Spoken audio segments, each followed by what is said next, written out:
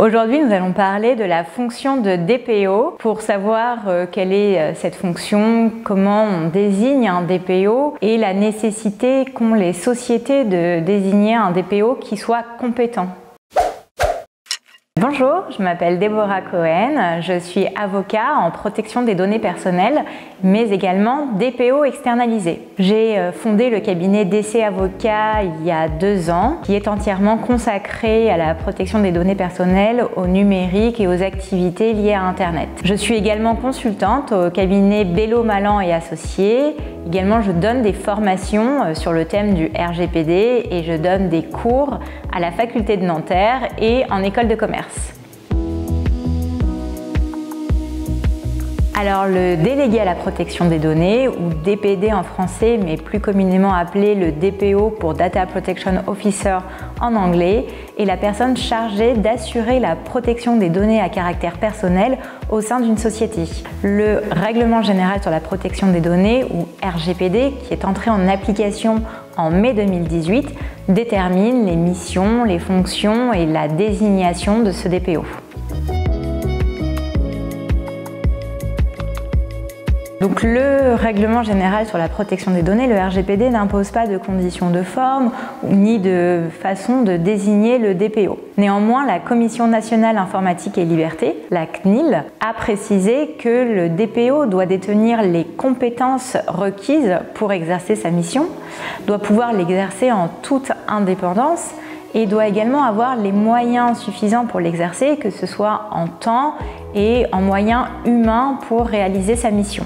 La personne désignée en tant que DPO peut être un membre du personnel de la société, ce sera alors un DPO interne, ou il peut également être un prestataire externe comme un consultant, un conseil ou un avocat qui sera là alors un intervenant externe qui exercera sa mission sur la base d'un contrat de service. Dans tous les cas, le DPO peut être ensuite désigné auprès de la CNIL, donc la Commission nationale informatique et liberté, à l'aide du formulaire dédié en ligne sur le site internet de la CNIL.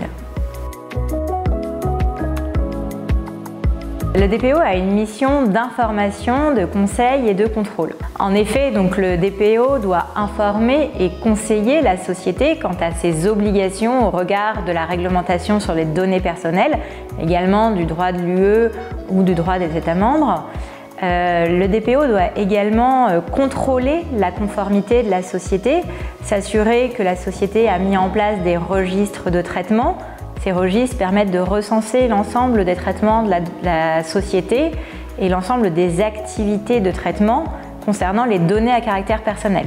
Et enfin, le DPO doit être le point de contact de la CNIL, des salariés de la société, mais également des clients et toute personne concernée par le traitement de données personnelles de la société.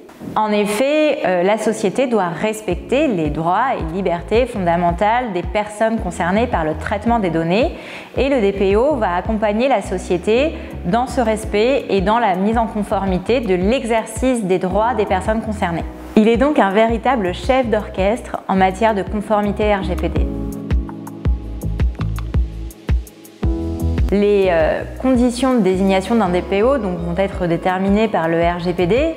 C'est notamment le cas d'une autorité publique ou d'un organisme public qui va avoir l'obligation de désigner un DPO à l'exception des tribunaux. La désignation d'un DPO est également obligatoire lorsque les activités de base de la société consistent en des opérations qui nécessitent un suivi régulier et systématique des données à caractère personnel à large échelle.